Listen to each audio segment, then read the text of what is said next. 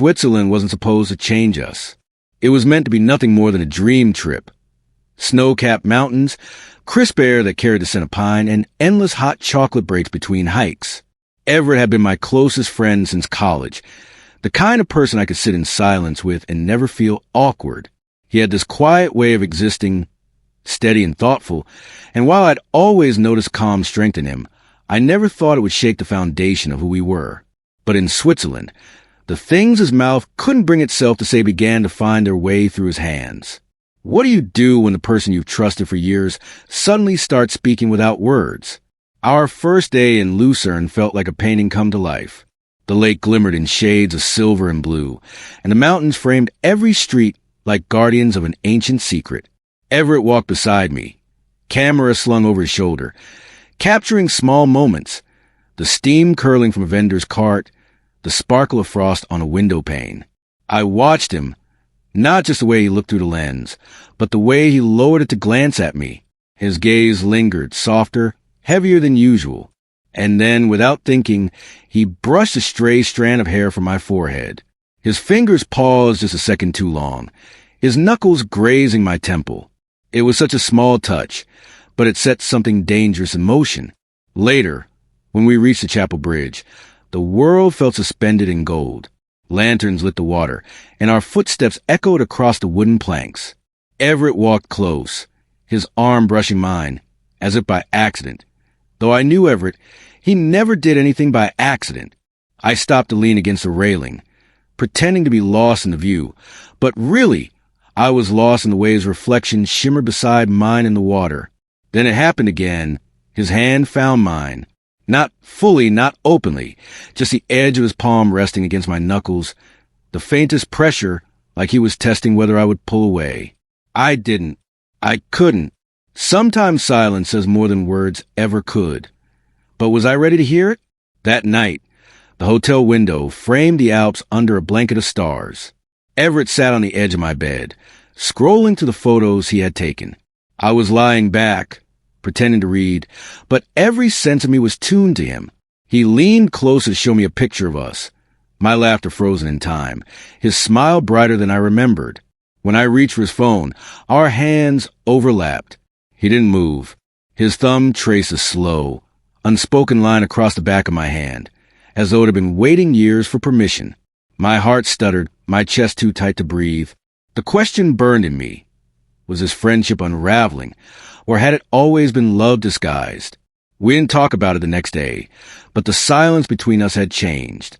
On the mountain trail above Grindelwald, Everett walked just a step behind me, his hand occasionally brushing my shoulder to steady me against the icy ground. Each time, I felt the press of his warmth even through layers of fabric. When we stopped to rest, I found myself sitting closer than I needed to, our knees knocking together like some invisible thread pulled us into alignment. He laughed softly, offered me his thermos of tea. When our fingers touched around the warm metal, his hand didn't let go. He looked at me, really looked, and his lips parted like he might finally say everything I had been waiting to hear. But instead of words, Everett's hand tightened around mine, and suddenly, I realized silence wasn't empty. It was full. By the third day, Switzerland no longer felt like just a place on a map. It felt like a mirror, reflecting back things I had tried not to see.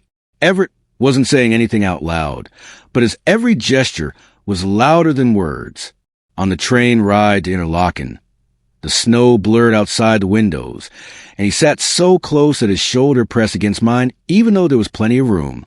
When the train jolted, his arm slipped around me, protective, casual in a way only Everett could make it seem. But he didn't pull away even when the train steadied. His thumb brushed absently against my arm, and I realized this wasn't about an accident. What do you do when just friends no longer feels like enough? That evening, we took a cable car up the mountain. The village lights flickered below us like scattered embers, and the silence of climb pressed in around us. Everett's breath fogged the glass, and when he turned, our faces were so close I could see every fleck of blue in his eyes. He lifted his hand, almost hesitating, then tucked a strand of hair behind my ear. His fingers lingered along my jaw, tracing a line with a care that made my pulse trip over itself. He opened his mouth, then closed it, a war raging behind his eyes. And yet, when the car swayed slightly, his hand found mine, squeezing tight, as if to say, "Don't let go."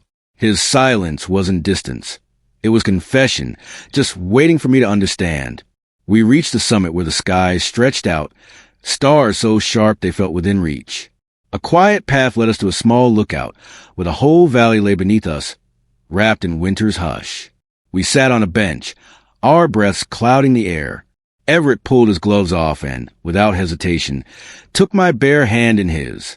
His skin was warm, grounding me against a freezing night. He traced slow, deliberate circles against my palm, and in each movement I heard the words he couldn't say. "I want this. I want you." My throat tightened. For years, I had wondered if I was imagining the glances, the pauses in conversation, the moments too intimate for friendship. And now, here he was, spelling it all out without a single word.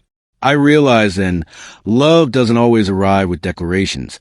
Sometimes it arrives in the quiet pressure of a hand in yours. Back in the RV-style lodge we rented that night, the fire crackled faintly, casting golden shadows on the walls. I sat curled up on the sofa, a blanket draped around me, while Everett busied himself making cocoa. He brought the mugs over, setting them down before sitting next to me, too close again, but by now, I didn't want distance. He handed me my cup, our fingers brushing, lingering. Then, with a steadiness that made my chest ache, he rested his palm on my knee. His thumb stroked once, twice, in a rhythm so tender it unraveled me. I set the cup down before I dropped it, turning toward him. His eyes searched mine, uncertain but burning. The moment demanded an answer, not in words, but in courage.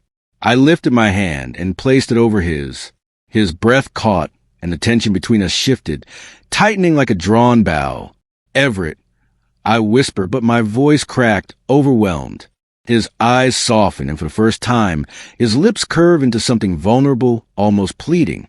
He leaned forward, so slowly that I could have stopped at any point. But I didn't.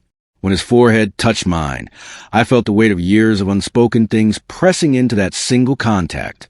And when his lips finally brushed mine, it wasn't a kiss of passion or desperation. It was a kiss of recognition, the kind that says I've been here all along, waiting for you to see me. His kiss didn't just answer the question.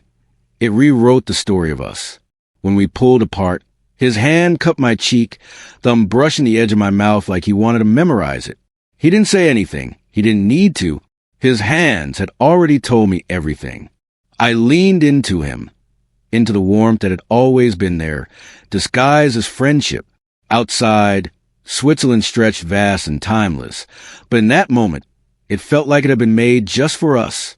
The fire crackled, the snow fell, and in Everett's silence, I heard the loudest truth of all. We weren't just friends anymore. We never had been.